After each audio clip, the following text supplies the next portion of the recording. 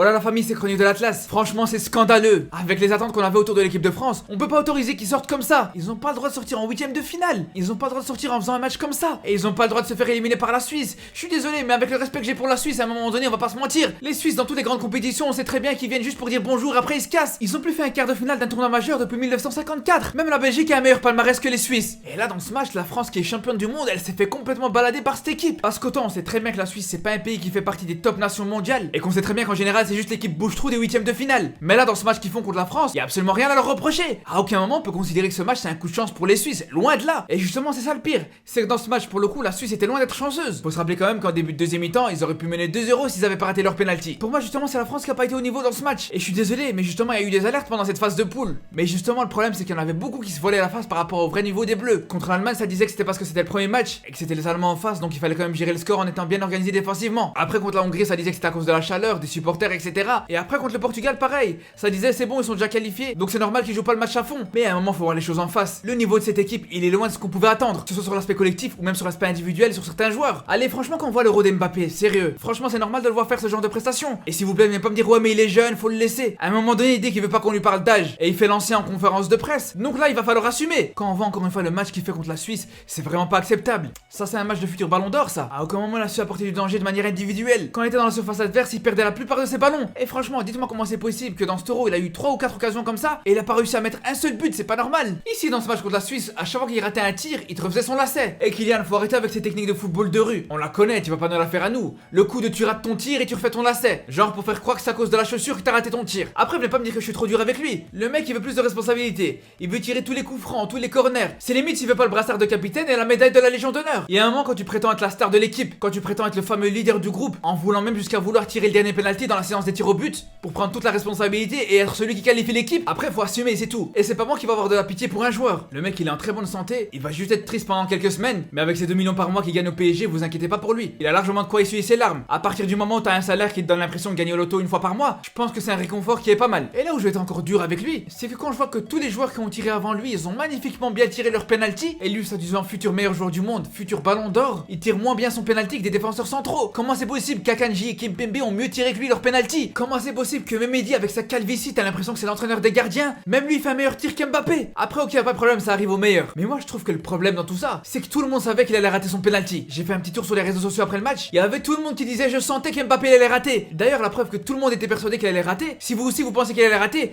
mettez un like ou dites-le moi en commentaire et vous allez voir la vidéo elle va être en tendance juste avec ça. Donc il faut se poser les bonnes questions. Comment c'est possible que la terre entière elle savait qu'Mbappé allait rater son penalty? C'est parce qu'on savait qu'il était pas dans sa compétition. C'est parce qu'on savait qu'il a pas arrêté de rater des face à face. C'est parce que dans tous ces matchs on a vu une quantité incroyable de déchets. Donc au final son penalty raté, c'est juste qu'il représente le mieux son Euro. Après vous allez me dire comment ça se fait que si on était sûr qu'il allait rater son penalty, comment ça se fait qu'on l'a laissé tirer? Et surtout pour tirer en dernier en plus. Mais là encore une fois je pense qu'il faut remercier Deschamps. Mais ça j'en reparlerai plus tard. Par contre s'il vous plaît, venez pas me dire que sa passe décisive fait qu'il a fait un bon match. Parce que pour le coup même la passe qu'il met à Benzema elle est pas bonne. Il voit bien que Benzema il fait l'appel vers l'avant et il lui met derrière lui. Et justement heureusement qu'il a la souplesse nécessaire pour réussir à récupérer ce ballon. Sinon là aussi ça aurait été une occasion ratée. Après c'est vrai que j'ai parlé beaucoup d'Mbappé dans cette vidéo. Mais on va pas se mentir, c'est tout à fait normal. C'est vraiment le joueur qu'on attendait côté français. On n'attendait peut-être pas qu'il allait faire une performance aussi impressionnante qu'en Coupe du Monde. Mais c'est vrai qu'en 2018 il a placé la barre assez haut. Et en plus cette saison en Champions League il a été très bon. Donc c'est pour ça qu'il était vraiment attendu. Et là pour le coup maintenant qu'on l'attendait, il a pas répondu présent donc c'est normal de le souligner. Après bien sûr c'est pas non plus le seul fautif de ce match. Franchement Pavard sérieux. Mais sérieux, tu joues au Bayern toi? Toi tu joues au Bayern? Mais t'es dans quel Bayern s'il te plaît? C'est pas possible de voir un joueur comme ça. Franchement ce joueur c'est plus possible. Faut arrêter la mascarade, stop.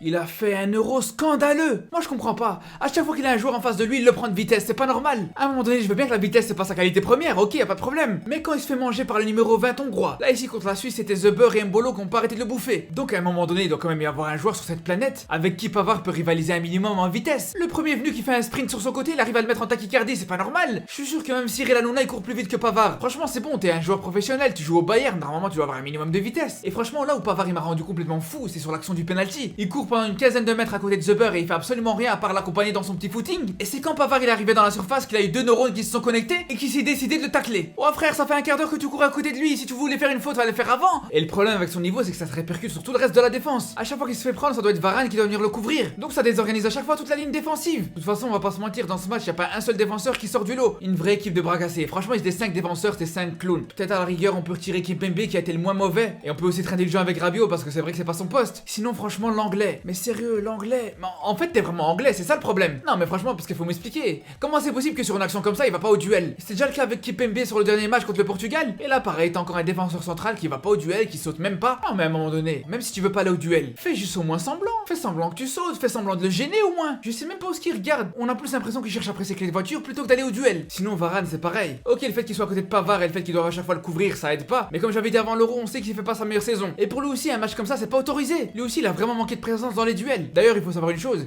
c'est qu'il a eu le même nombre de duels aériens que Kanté, et Kanté en a gagné plus que Varane. On parle de Kanté là. C'est le joueur qui est tellement petit qu'à chaque fois pendant la Marseillaise, il y a le caméraman qui doit à chaque fois s'abaisser pour le filmer, et il a gagné plus de duels aériens que celui qui doit être le leader de la défense française. Franchement, ça, je m'en remettrai jamais. Après, pour en revenir à Deschamps, je pense qu'à un moment donné, il doit comprendre quelque chose. Une équipe qui veut conserver un score, elle doit pas juste aligner un maximum de joueurs défensifs sur le terrain. On n'est plus dans les années 60. Aujourd'hui, quand tu veux conserver un résultat, il y a plein d'autres méthodes plus intéressantes. Le fait de garder une possession défensive pour essayer de maîtriser la rencontre, empêcher l'adversaire de développer son jeu en allant presser, ou même si on est vraiment ambitieux, on peut rester haut et continuer de jouer un jeu offensif. De toute façon, comme dit Guardiola, la manière la plus simple de pas encaisser, c'est de jouer le plus loin possible de son but. Et là, pour le coup, je pense qu'on arrive à la fin du règne de Deschamps. On a bien vu que depuis la Coupe du Monde, la France est plus aussi performante. Et pour le coup, cette élimination en huitième de finale, elle fait juste que confirmer ça. De toute façon, on aura l'occasion d'en reparler à froid. Il faut se rappeler que dans 3 mois, il y a le match France-Belgique en demi-finale de Nations League. Et surtout à l'heure actuelle, on est bientôt à 1 an de la Coupe du Monde. Donc j'aurai l'occasion de reparler bientôt de l'équipe de France. En attendant, je vous dis à très bientôt pour une nouvelle vidéo dans cet Euro 2020. Et surtout d'ici là, prenez soin de vous.